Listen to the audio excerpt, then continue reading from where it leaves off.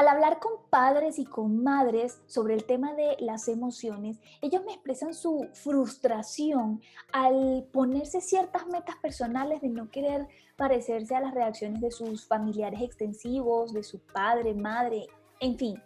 Y al darse cuenta de que eso no lo logran hacer, sino que salen de forma natural esas reacciones que ellos mismos rechazaban, genera unos niveles de frustración muy altos. Es por eso que hoy en Click queremos hablar sobre la autogestión de las emociones. ¿Eso qué significa? Poder canalizar mis propias emociones para que mis reacciones sean adaptativas y no influir de forma negativa en el desarrollo de mi niño. Mi nombre es Joana Escobar, soy psicóloga infantil, cofundadora de Clicking for Kids y quiero invitarte que te quedes todo el programa de hoy porque estoy segura que a raíz de nuestra conversación lograrás tener herramientas súper buenas y necesarias para la autogestión de tus emociones.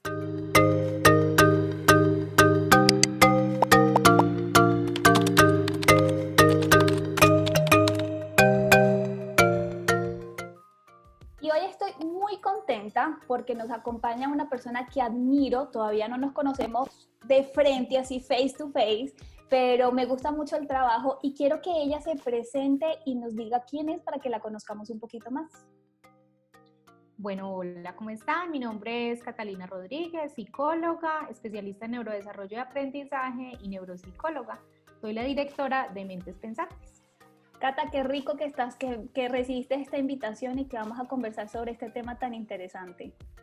No, a ustedes por la invitación y claro, abierta a contarles este tema que siempre nos vamos del lado de los niños, pero nunca pensamos del lado de los papás. Y yo creo que definitivamente esto es importante, Cata, porque a la final como adultos estamos también modelando ese carácter y esa gestión de las emociones de los niños.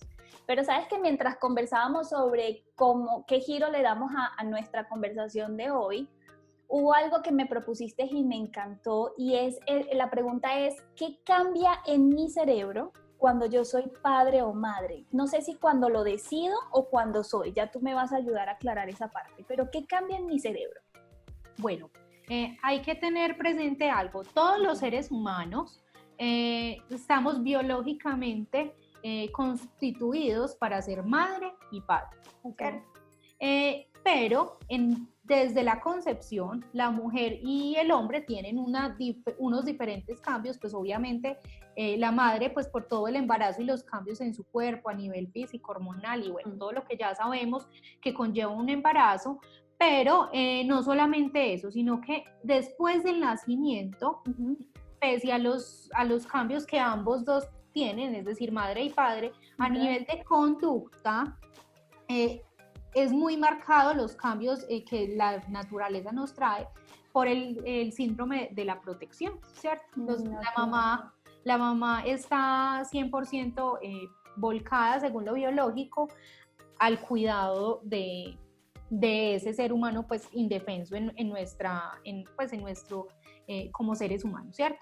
Y entonces eso ayuda a que ese instinto de protección obviamente cambia toda la dinámica cerebral y modifica muchas estructuras que pues pasan desapercibidas en nuestra vida, pero cuando nosotros empezamos a ser madres y padres nos damos cuenta que en realidad el pensamiento, cuando uno se reúne, por ejemplo, con muchas mamás, le dicen, ay, no, yo ya me entiendo con las mamás de los niños del jardín, con las mamás, pero con mis amigas que no tienen niños, no, ya no tanto. Y eso hace parte de los cambios en el cerebro, del cambio del pensamiento que vamos teniendo los seres humanos. O sea que esa conducta en realidad de alejarnos de los amigos que ya no tienen tantos hijos, sino acercarnos como al mismo grupo de amigos que está como en nuestra misma época, tiene un porqué en realidad en nuestro proceso evolutivo. Pues es increíble que uno piensa que es algo de social, de interés, pero resulta que nuestro cerebro va generando esos cambios. Eso me parece súper interesante.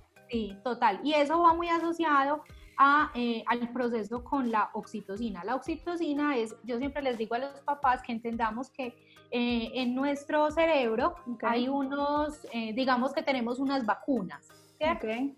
Que en realidad esas vacunas son la endorfina, la oxitocina, bueno, todos esos que nos ayudan a controlar la motivación, a huir, a cuidar Y entonces la oxitocina es uno de los que se activa cuando tengo un proceso de miedo.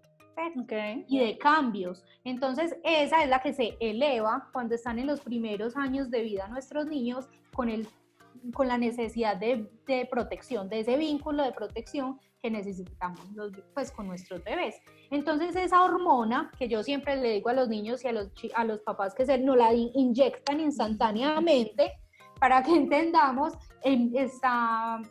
pues no la inyectan desde el embarazo, ¿cierto? Okay. Y por eso el hecho de cuidar mi barriguita, de estar pues como en cuidado de nuestro cuerpo, el saber que en realidad me ofrecen algo que no deba tomarme así sea una bobadita, pues entonces mi cuerpo ahí mismo lo rechaza, pero es ese instinto de protección, ¿cierto? Y no es solamente desde lo emocional, sino también desde el cerebro, que es una cosa muy importante. Eso digamos que tiene respuesta el que personas, mamás que son un poquito despistadas, que uno las conoce que son despistadas y al momento que uno dice, esa va a dejar el bebé botado, o sea, no, ella no va a lograr. Y resulta que cuando tiene su bebé cambia, no 100%, pero no deja el bebé botado, o sea, está atenta. Y a eso se debe, eso da respuesta a lo que tú nos estás diciendo. Sí, claro, y de hecho eso también lo vemos mucho con los animalitos. Los animales tienen un instinto de ir migrando de lado a lado, pero cuando tienen bebés, por ejemplo los leones, y esto se ve mucho en los leones, en los elefantes y en los monos, que en realidad esa protección, ese instinto de protección se da impresionante. Y entonces cuando, por ejemplo, la leoncita está en cuidado de sus hijos, pues entonces ella va, pero regresa rápidamente porque le tiene que dar, no comida, lo importante, lo primordial en ese momento no es la comida, sino el cuidado de otros depredadores, ¿cierto? Entonces es increíble cómo el cerebro nos convoca pues como a entender todos esos comportamientos que nosotros tenemos, ¿cierto? Y hay otra cosa de la que nos ayuda la oxitocina, es en el proceso de la lactancia y del vínculo que tenemos, ¿cierto? No es solamente el deber lactar, o bueno, el deber amamantar, sino también entender que esa oxitocina, mientras amamantamos, se eleva un tricito más y entonces eso hace que el vínculo sea muchísimo más. Y entonces, por los pezones se puede decir que hay una secreción de oxitocina. Entonces, no solamente es la mamá en realidad la que está creando ese vínculo, sino que ambos, ¿cierto? En el cerebro estamos teniendo mayor oxitocina en los adultos y por medio de la leche materna, entonces damos oxitocina de ese vínculo a nuestro bebé. Y eso, pues, hace un proceso maravilloso en los niños. Increíble. Ahora, Cata, esto con nuestro tema central, que es la autogestión de emociones, ¿cómo lo conectamos? O sea, eso quiere decir que a nivel hormonal, entonces yo tengo más capacidad de controlar mis emociones, o mejor dicho, gestionar y manejar mis emociones, ¿o qué relación tiene esto que nos estás diciendo? Bueno, como el cerebro humano tiene esa capacidad de ponernos a cargo de otra persona, cuando los seres humanos encontramos pues otro ser chiquito que en realidad es nuestro hijo, pues entonces obviamente estas hormonas y estas partes del cerebro que serían, aparte de la oxitocina que es la encargada del vínculo, el hipocampo que es el que nos dice pilas pues que tenemos una criatura aquí que tenemos que moldear, aprender, cuidar, entonces el hipocampo es el encargado de ese aprendizaje. También hace parte de las amígdalas, ¿cierto? La amígdala, y la amígdala, que no son las amígdalas que está casi lo que está en el cerebro, es la encargada de las emociones, y de ahí el enlace con el proceso del vínculo.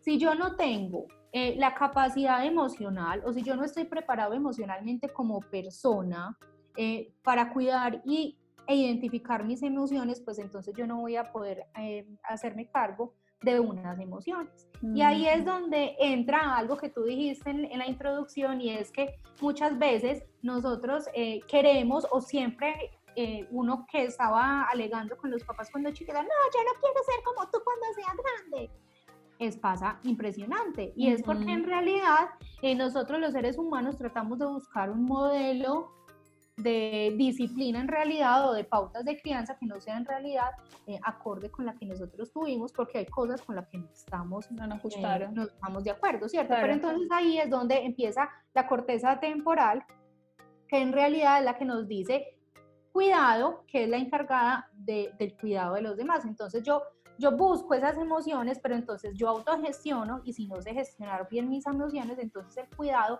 digamos que aparece lo que ya hemos hablado, que pues en muchas ocasiones los seres humanos, y es que estamos destinados a repetir nuestra historia. ¿Por qué? Porque si no sé gestionar mis emociones, digamos que la corteza temporal dice no, pues tengo que reaccionar inmediatamente y busco la solución, que lo conozco. Claro, total. Entonces vuelvo y repito la historia. Y de ahí que no es que sea buena o mala el cuidado o la disciplina tradicional, ni la disciplina positiva, ni la disciplina, X montón de teorías que hay, sino que hay que entender que, como le digo yo a los papás, no hay una varita mágica para que todas las familias funcionen con disciplina.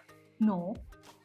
Para ti te puede funcionar muy bien la disciplina positiva, la disciplina sin lágrimas o la disciplina tradicional, pero yo no te puedo dar un manual de instrucciones para que tú y tu familia funcionen de acuerdo a eso, sino que adapta ese tipo de disciplina para que en realidad, de acuerdo a su personalidad, de acuerdo a las dificultades o a las capacidades que tenga cada ser humano en esa familia, pues entonces podamos hacer funcionar eso, ¿cierto? Y ahí es donde aparece el hipocampo otra vez y dice, sí, voy a aprender a ver cómo funciona. Wow, entonces yo creo que esto que estás diciendo es revelador, o sea, nunca lo habíamos visto de esa forma, entendiendo que el cerebro, químicamente hablando, ¿cierto? Biológicamente hablando, tiene un papel muy importante. ¿Sabes qué? Se me viene una pregunta.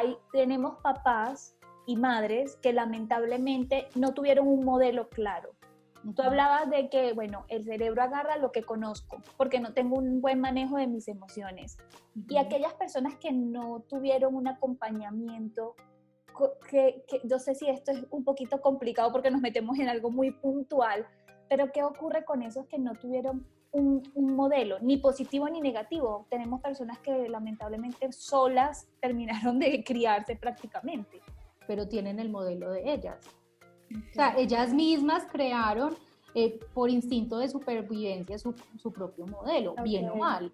Okay. Entonces ahí es donde juega el hipocampo y nos dice, pues hay que aprender de algo, pero la oxitocina, digamos que del papel del cuidador, él mismo fue su papel de cuidador. Y entonces el vínculo, bien que mal, porque hay muchos que salen adelante y tienen un vínculo muy bueno y que pues tienen relaciones exitosas, pero ese vínculo en realidad, digamos que es un 80%, tienen dificultades en relacionarse con las personas y el resto tienen pues buenos procesos de vinculación. Sí. Y es porque en realidad, como no tuvieron un buen proceso de acompañamiento, pues ellos dijeron a la ley del yo me mando yo. Okay. Y de sobrevivir, que es claro, social, del que más sobrevive. Entonces yo no tengo a nadie, y entonces yo tengo que sobrevivir, y de ahí el vínculo conmigo mismo, pero entonces ese vínculo por lo general tiene muchos vacíos de un carrito de algo que yo llamo un carrito que es súper poderoso, que es pues los procesos de autoconocimiento, de autoestima, ¿cierto? De todos esos, porque en realidad lo que yo busco es solucionar mi vida, y entonces esos vacíos emocionales pues entonces se van viendo reflejados en dificultades pues sociales como tal. Genial. Entonces, yo tuve un patrón que no me gustó o no tuve un buen modelamiento. ¿Yo puedo aprender a gestionar mis emociones?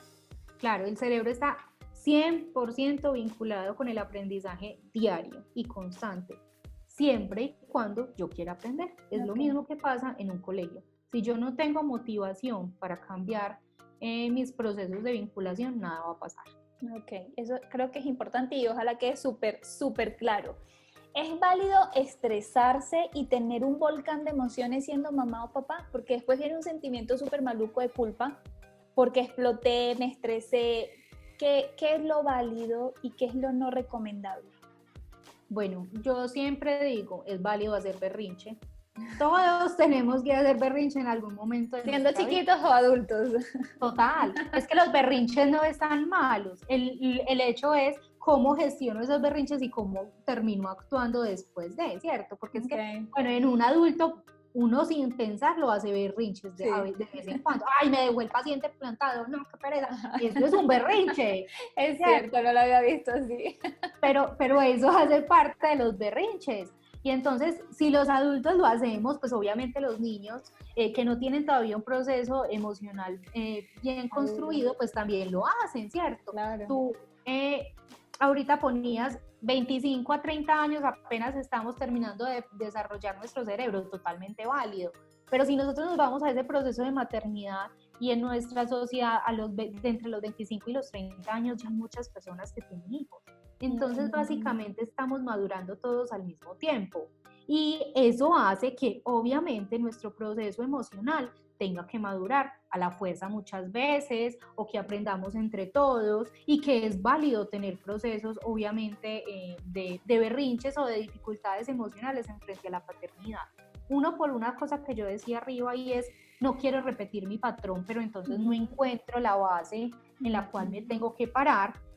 Y al no encontrar la base en la cual me tengo que parar, entonces pico aquí, pico allá, y en realidad pues es una cosa que pasa muy seguido en consulta, y es, terminan haciendo 1000 cosas, pues ninguna les funciona, porque es un salpicón de ideas que en realidad cambian todo el día. Entonces ni el niño se termina de adaptar, ni los papás logran fortalecer pues como esas disciplinas, y ahí es donde obviamente el caos emocional empieza a ser una bola de nieve que cada vez se va haciendo más grande.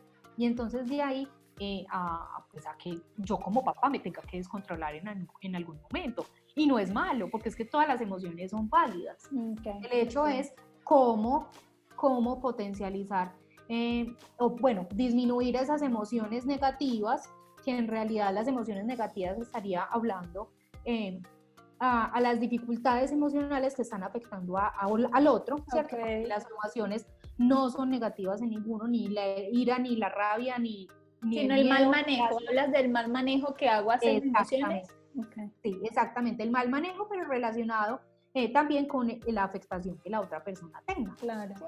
Okay. Y encontrar también como la forma de yo autogestionar. Si yo me tengo que ir un ratico pues como a mi espacio personal, o tener un espacio de calma, pues encontrarlo.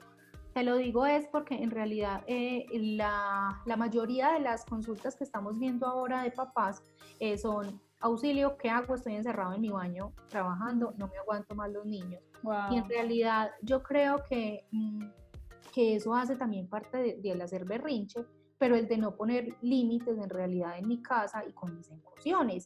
Y cuando yo estoy hablando de eso, pues entonces ahí ya estamos transgrediendo la paz y el contacto y el vínculo como familia, y no son los niños los culpables, porque muchos vemos no, es que los niños no me dejan, no, y entonces ¿tú qué estás haciendo? Exacto. Estás llegando a límite, encerrarte en el baño, claro. o sea, no tenés, y uno ve en muchas publicaciones y en relación con las familias, y es, no, pues es que ya no encontré otro espacio, sino decir, voy para el baño, chao, y me fui con computador.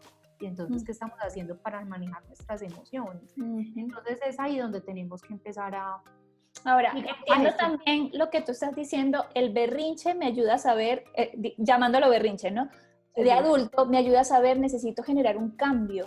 El problema está cuando yo no genero un cambio y me quedo sintiéndome con malestar, ¿no? Es como que no me lo tolero, me encierro, no hago nada. Ahí es donde está el problema, porque perpetúas ese malestar. Y muchas veces esos son los papás que llegan a consulta diciendo que es que el niño tiene un problema. Y en realidad el vernos a nosotros también es súper importante como adultos. Así tenga o no tenga hijos, es demasiado importante vernos qué estamos haciendo y cómo estamos actuando. El entender que hay veces es válido los berrinches, pero tampoco me puedo quedar ahí.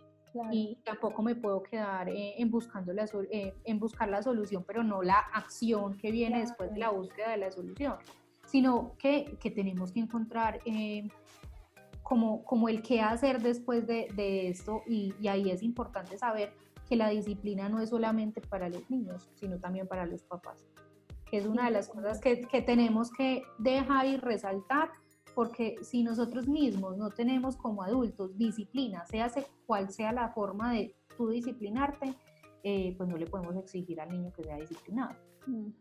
Esto es un cambio de familia o es un trabajo de familia.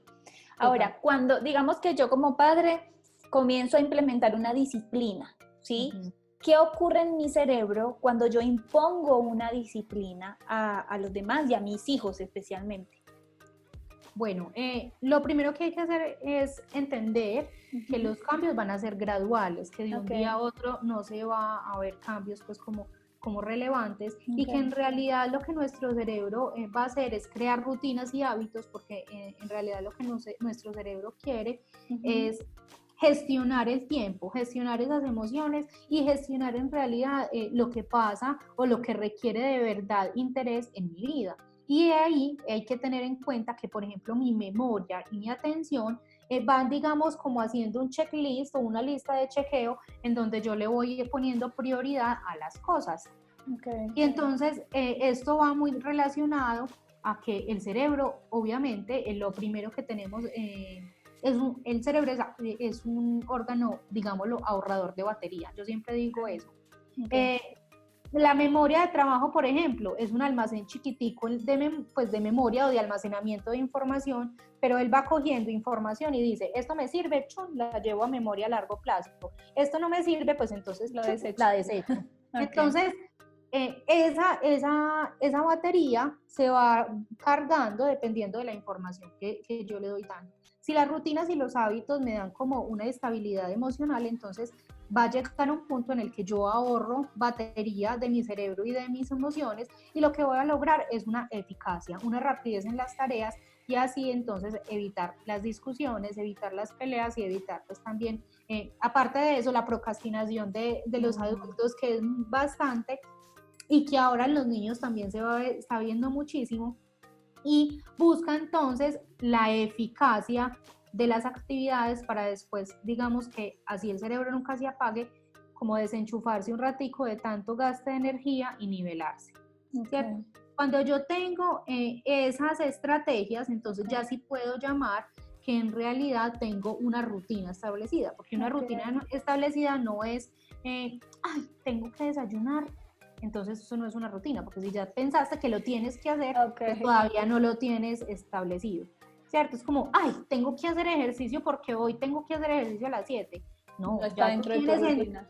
No lo tienes dentro de la rutina. Y aquí hay una cosa muy importante que yo quería pues aclarar, y es que no tardamos 21 días en crear un hábito, en realidad eso es un mito. En realidad lo que nos dicen pues las investigaciones es que más o menos un cerebro se demora entre 66 días y 86 días en crear un hábito. ¡Wow! O sea, imagínense el montón de tiempo y vivimos diciendo, ay no, en 21 días voy a dejar el cigarrillo, en 21 días le voy a enseñar a mi hijo. No, eso es mentira. En realidad lo que empezamos a hacer es que vamos creándole, digámosle, o vamos recargando esa batería para ir creando los hábitos y las rutinas.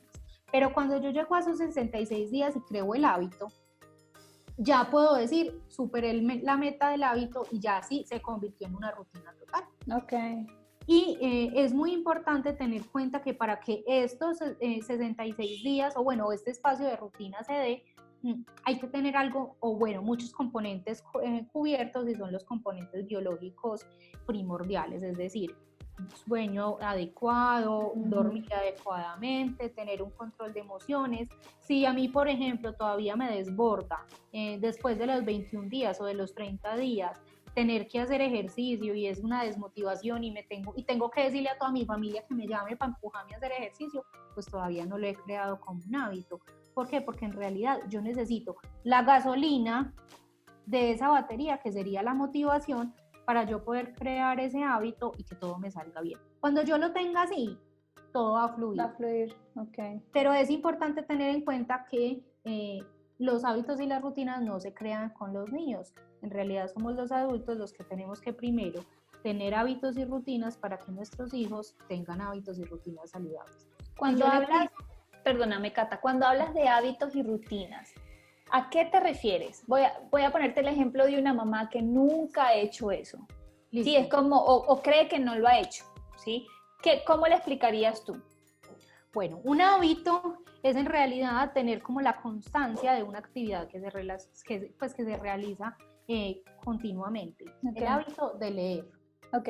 Entonces, yo tengo el hábito de leer, es que yo tengo en mi mesita de noche un librito, pero no es de adorno, sino que todos los días lo leo y tengo como tarea, porque ya me dije a mí misma, pues que es en realidad como el tiempito que tengo para mí, que lo uso en realidad de descanso, que voy a leer 10 hojitas diarias. Ok.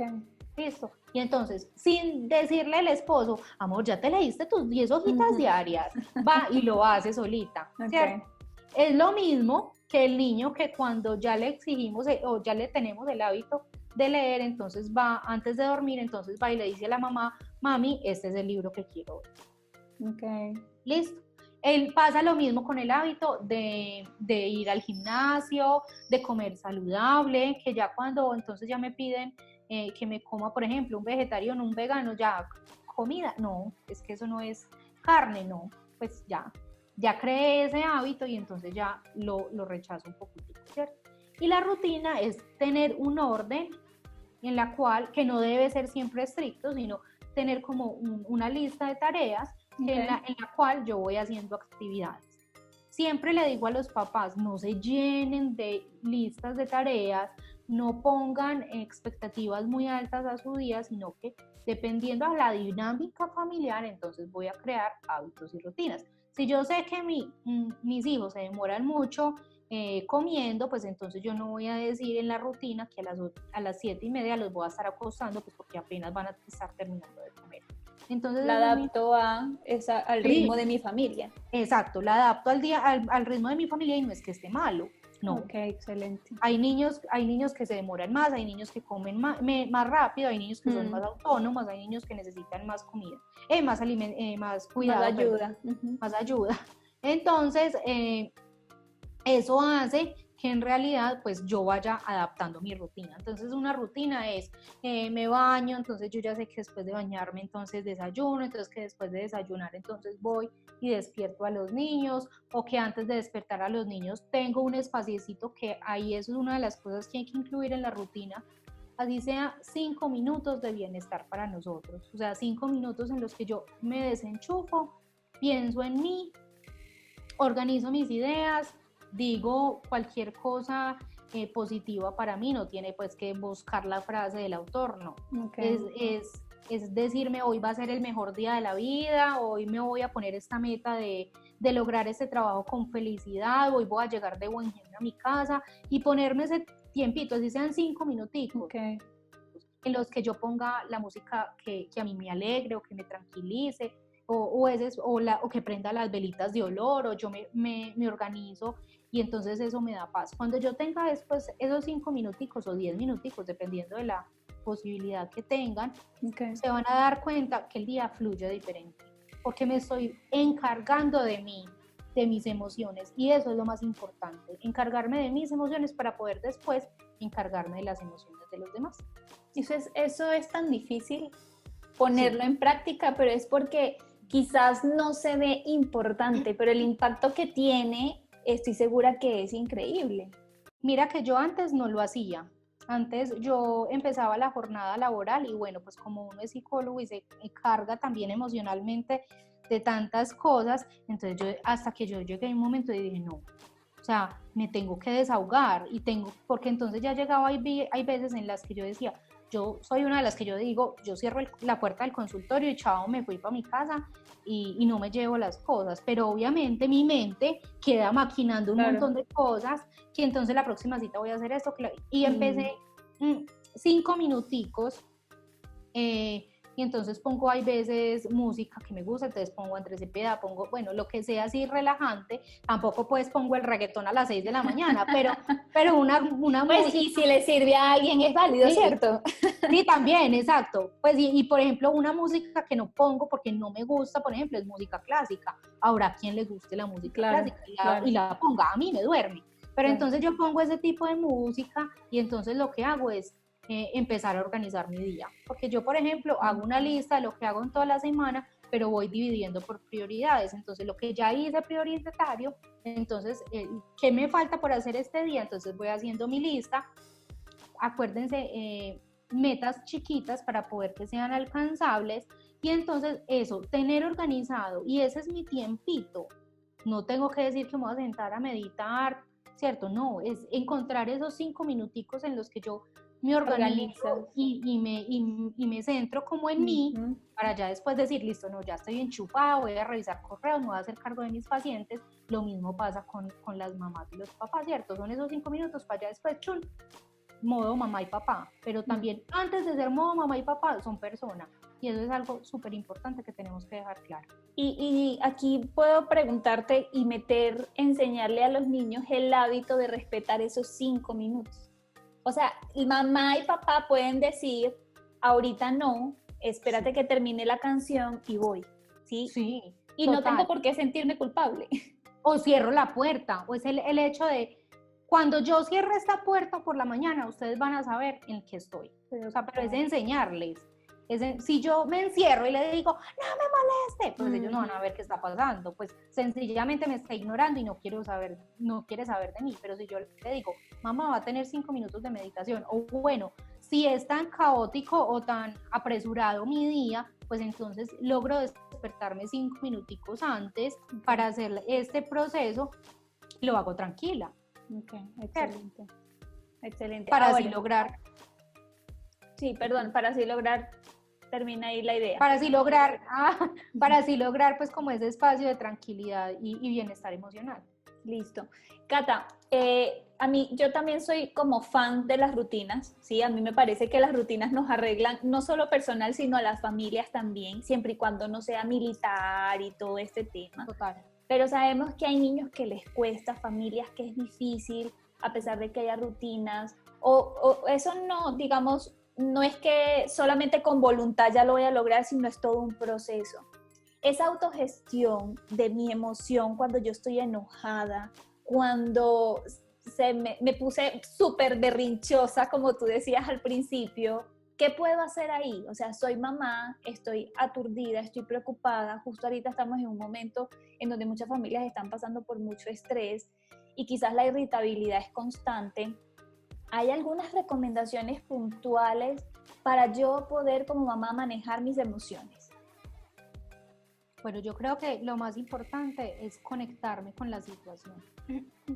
Siempre hablamos de un proceso de empatía, pero nunca vemos como la empatía de parte, o sea, siempre vemos como la empatía del amiguito o de la amiguita, o de ponerme en el lugar de mi jefe o del niño, pero en realidad el papel de la mamá es multitarea, ¿cierto? Entonces, mientras el niño está haciendo el berrinche, no quiero ponerme los zapatos porque no me da la gana de ponérmelos a esta hora, porque así son. Entonces, la mamá está pensando, güey madre, pero me va a coger el día para hacer esto, güey madre, pero no, ¿cierto? Pero entonces el hecho es, dame esos 5 minutos. Si tú le das 5 minutos para estar con él, estoy segura que te vas a ahorrar 20 minutos que pudo haber sido el berrinche y lograr así entonces empatizar con el niño, reconocerle esa emoción, decirle, hey, estoy aquí, está bien que no quieras ponerte los zapatos en este momento, no te los quieres poner, vamos a tranquilizarnos, yo te voy a acompañar, pero cuando termines de tranquilizarte debes ponerte los zapatos, pero yo te voy a, no es, y te vas a poner los zapatos, no, y te vas a poner los zapatos porque entonces vamos a suponer cualquier cosa, nos vamos a ir para el parque, que es una actividad que a ti te gusta mucho, y no te pones los zapatos, entonces te puedes aporrear, darle pues como las el porqué, sí, los argumentos de por qué lo tienes que hacer, porque es que no estamos, pues si no lo hacemos, estamos cayendo en una imposición y no le estamos dando en realidad voz y voto a los niños que en realidad no tienen y que sabemos que en realidad ese cerebro de los niños funciona desde el día cero. Así nosotros como adultos pensemos, ay no, es que él no se dé cuenta, ay no, es que no, en realidad sí se da cuenta, sí conoce y sí sabe lo que está pasando. Entonces, si yo no le doy voz, no le hago comprensión y simplemente póngase los zapatos, flun, y me fui a hacer otra cosa, entonces pues ahí el berrinche va a durar 30 minutos, no va a hacer nada, me voy a atrasar, las emociones se me van a crecer muchísimo más, claro. Y entonces voy a hacer todo un caos. ¿Qué pasa? Hay mamás que dicen, es que cuando él hace berrinche, sencillamente yo hago berrinche con él y me voy y le digo, no me hable. Pues en realidad tenemos que ser conscientes que nos tenemos que poner en posición como adultos, ¿sí? Y que somos nosotros los que tenemos que decir como me tengo que desconectar en este momento de lo que yo estoy sintiendo, y no porque no lo pueda sentir, porque obviamente también es válido sentir esa frustración de la situación que está sintiendo, sino porque yo también le tengo que ayudar a la otra persona. Claro. Es como cuando pasa un accidente, alguien se ahogó, yo tengo miedo, pero tengo que reaccionar para poderle ayudar al otro. Exactamente pasa lo mismo. Increíble. Entonces, si yo no me pongo en la posición del otro en ese momento, obviamente se va a volver un caos, y lo que vamos a hacer es que esas situaciones emocionales se vuelvan repetitivas. Y entonces, como me dijo un niño en este momento, en estos días, es que me va a tocar hacer un cara a cara con mi mamá, porque en realidad nos tenemos que perdonar muchas cosas el uno al otro. Wow. Yo le dije totalmente. Lo vamos a hacer en consulta, porque en realidad, pues vamos a hacer el ejercicio del cara a cara, pero guiado, y dos, pues porque los dos tienen que aprender a gestionar las emociones, y el hecho es cómo entre los dos podemos apoyarnos. Yo tengo que mejorar como hijo, sí, pero yo también como adulto tengo que mejorar. Entonces hay que ver esa posición, y como digo, no quedarnos en el berrinche, sino encontrar la acción que hace que salgamos adelante, ¿cierto? Excelente. Bueno, Cata, ya estamos llegando casi al final, pero quiero que me des recomendaciones generales, cosas que tú crees que es muy importante que tengamos en cuenta en este tema de autogestionar mis emociones como padre o madre. Bueno, lo primero que yo siempre les digo es, recuerden que no hay un manual para todos los padres en familia. No existe una varita mágica. Por más especializado que sea el psicólogo, por más especializado que sea la familia, el papá, la mamá, por más charlas que hayan ido de familia, si tú no te dejas llevar por las emociones y por lo que conoces de tu familia, ese instinto paternal, básicamente lo vas a echar a la basura y nada va a servir. Entonces déjate llevar por en realidad lo que conoces, por tu emoción. Recuerda que es que como hablábamos al principio, tu cerebro ya está preparado para ser padre, para cuidar de otro y para organizar tus ideas, así no tengas en ese momento como las habilidades de gestionar tus emociones, pero tu cerebro te va guiando.